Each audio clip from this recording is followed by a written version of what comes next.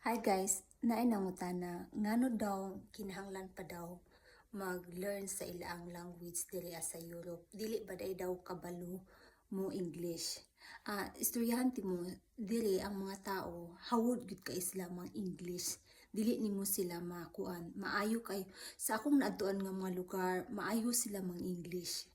Pero mura gina-strict yun na nila ang ilang language para dili bitaw mudaghan pud ang ilang immigrants. So maupod suro na nga ila silang kinahanglan ta mo pasar sa ilang mga language kung gusto mo mudugay.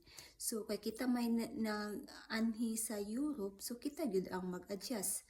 So maayo sila kung sila mo adto sa Pilipinas kay dili na sila kinahanglan mag-learn, pero dili sa Europe kung kita may mga anhi, so kita gyud mag-adjust. So ingon ana lang na ang so language is the key to success sa Europe.